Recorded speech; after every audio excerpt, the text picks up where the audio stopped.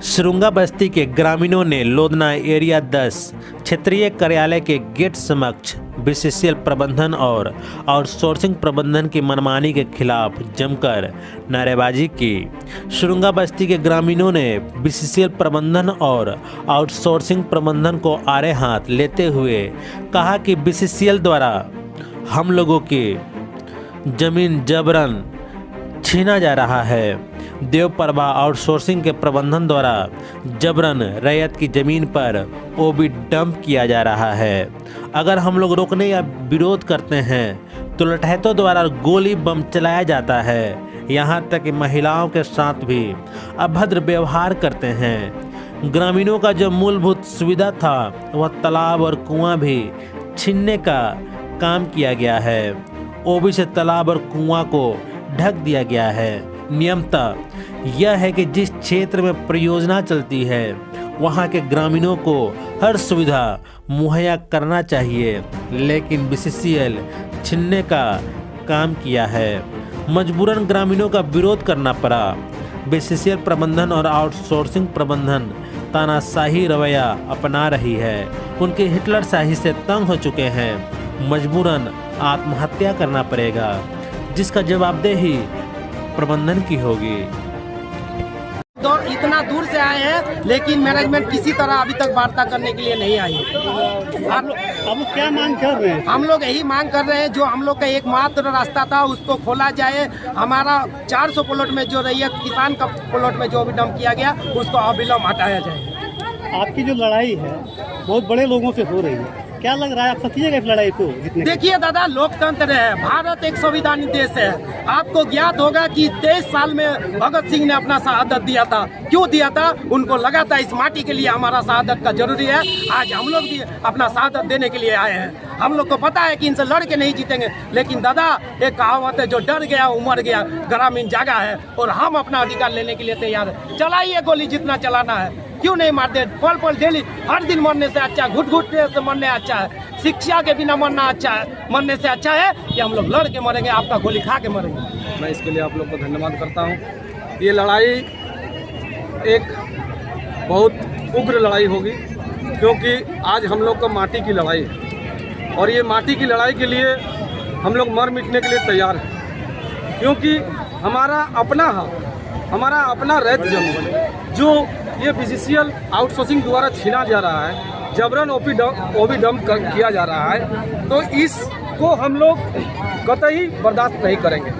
आज अगर प्रबंधक महोदय यहाँ नहीं मानते हैं तो हम लोग पूरा एरिया को चक्का जाम करेंगे और इसका जिम्मेवारी प्रबंधक महोदय होंगे। ग्रामीणों का रैयतों का जो ज़मीन है उस पर ओबी डंप जबरन किया जा रहा है, उसका मुआवजा अभी तक नहीं मिला। लोधना जाने का एकमात्र रास्ता वही है, रास्ता को बंद कर दिया गया है और प्रबंधक गोली बंद चलाकर यहाँ के ग्रामीणों को डराकर अपना काम करना चाह रही है। इसी का विरोध में इसको बंद कर दिया। प्रबंधन के द्वारा कोई आपसे वार्ता की गई है अभी तक? अभी तक कोई वार्ता नहीं। इसको आप किस रूप में लेते हैं?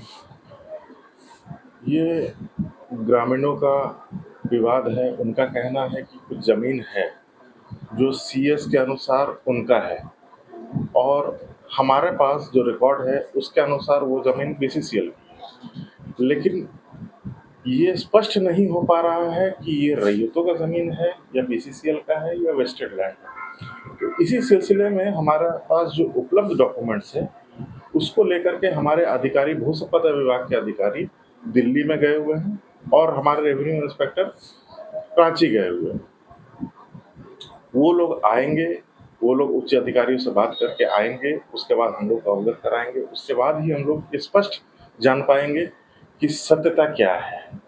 सीओ जांच के उपरांत ये बताएं कि ये सारी जमीन रैयतों की है। सीओ साहब का रिपोर्ट को भी लेकर के गए हैं वो अधिकारी, और कुछ भी नहीं छुपाया जाएगा, सब कुछ सामने रखा जाएगा और उसके बाद ही तय किया जाएगा। जमीन का जो सीओ जब उस समय जमीन का जांच कर रहे थे तो उसमें क्लियर आ जाता ना, अगर जमीन आपके पास होता, अगर बीसीसीएल के पास जमीन का अधिग्रहण किया हुआ होता तो सारे जांच में उसी समय आ गया रहता ना। ठीक है, सीओ साहब ने क्या किया है वो तो सीओ साहब बेहतर बता पाएंगे और हम उन पर क्वेश्चन भी नहीं कर रहे हैं। लेकिन ये तो हमारे क्षेत्राधिकार में है ना कि हम लोग अपने सभी डॉक्यूमेंट्स को अपने हायर अथॉरिटी के पास पुट अप करें, उनसे चर्चा करें, उनसे परामर्श लें। जिस तरह ग्रामीण में अपने मौलिक अधिकारों का हनन की बात कर रहे हैं कि आप उनके बिजली पानी तमाम जो प्रदूषण के ऊपर जो है ये कर दिए हैं, तो इसको आप क्या कहेंगे आप? इस बारे में अभी मैं कुछ नहीं कहूँगा। जब तक वो अधिकारी नहीं आते हैं, वो लोग सक्षम हैं कहने के लिए, और उनसे मैं मीटिंग अरेंज करवाऊंगा 16 तारीख के बाद, और उस दिन मैं समझता हूं कि उस दिन सब कुछ क्लियर हो जाएगा। आपके सभी प्रश्नों का जवाब उस दिन मिल जाएगा। जो ग्रामीण आपसे बार-बार रास्ते की बात कर रहा था, फिर आपका जो इस रास्ते के बारे में मुझे कोई जानकारी नहीं। लोगों का कहना है कि हम लोग बरसों से वही रास्ते चाहते थे और चाहते हैं। देखिए, मौखिक रूप से कहना और एक मैप लेकर के बैठना, एक सर्वे का टीम लेकर के बैठना, रास्ता था तो कहाँ से होकर के रास्ता गुजरता था, वो कह सकते हैं, लेकिन हम लोग जब रास्ता देखेंगे तो मैप पे देखेंगे, कोऑर्डिनेट्स देखेंगे कहाँ है, और उसके अभाव में हम तो अभी कहेंगे कि हम लोग इंतज़ार ही करेंगे। फिर आज का जो बढ़ता हुआ ये सकारात्मक बढ़ता हुआ कि बिल्कुल सकारात्मक बढ़ता है। मैं तो काफ़ी देर से प्रयास कर रहा था कि ये लोग आए, मैं बात कर लूँ, लेकिन इन लोगों को थोड़ा समय लग गया, पता नहीं आपस में तालमेल बनाने में, और 10 मिनट के अंदर ये लोग राजी हो गए कि हाँ ठीक है, 1 हफ्ते के बाद हम लोग दोबारा बैठेंगे। और मैं समझता हूँ कि ये लोग भी सकारात्मक, ये लोग समझ रहे हैं कि हम लोग सकारात्मक पहल कर रहे हैं। ये लोग आरोप लगा रहे हैं कि जो बीसीसीएल है आउटसोर्सिंग दबंग किसी के लोगों को दे दिए हैं, वो हम लोग को मौलिक अधिकार का हनन नहीं, कर रहे हैं। ऐसा आरोप तो हमारे सामने नहीं लगाया स्वच्छ है। हवा इस तरह नहीं, का ऐसा आरोप तो मंजूर 7 कर सूत्री दिए। मांग में नहीं है। इनका इनका जो मांग है, जो 7 सूत्री मांग है, आप जो कह रहे हैं इससे तो बिल्कुल मेल नहीं खाता है। नारेबाजी लगा रहे हैं। हाँ, लगा सकते हैं, लेकिन जो मांग पत्र हमारे पास है इसमें तो ऐसा कुछ भी वर्णित नहीं है। मीडिया को भी बोले हैं, इंटरव्यू में बोले हैं। नहीं, मेरे पास जो मांग पत्र है इनका, वो 7 सूत्री मांग पत्र है, अभी और तो इसमें मांग पत्र दिया है, क्या अगला बैठक जो मांग पत्र इसी पर चर्चा होगी, इस पर चर्चा होगी, इसी पर चर्चा होगी। समस्या होगा नहीं होगा बाद में देखा जाएगा। चर्चा होगी तो मुझे लगता है कि समाधान भी होगा। सर, इन सब विवादों को मुख्य वजह क्या है? मुख्य विवाद कहाँ से उपलब्ध है? ये तो बता पाना मुश्किल है, इसका स्रोत क्या है ये बता पाना मुश्किल है। भागीदारी है आपकी नजर में? मैं तो नहीं कहूँगा। कई सारा होता है कि सीएसआर फंड के तहत जो है खुले क्षेत्र बनाने सीएसआर के में तहत क्या लोगों को डिमांड है? बिजली, पानी, शिक्षा, ये डिमांड स्वास्थ्य, सीएसआर के तहत तो नहीं है। जो पहले से तालाब को जो है सूख जा रहा है, उसमें कौन सा तालाब? प्रदूषण युक्त जो है वहाँ था बगल में, वहाँ अच्छा। तो भी जो है ना भर दिया गया है डंपिंग, तो भी डंपिंग के द्वारा ये जांच का विषय है, ये जांच करके ही कहा जा सकता है। मैं यहाँ बैठ करके कुछ कहूँ ये सही नहीं है। ये फील्ड में जा करके जांच करके ही कहा जा सकता है, और वही उचित होगा। कब तक जांच कीजिएगा सर आप? ये टीम आएगी हमारी 16 तारीख को, उसके बाद ही हम लोग कुछ कहेंगे। सर सीएसआर फंड का क्या क्राइटेरिया होता है?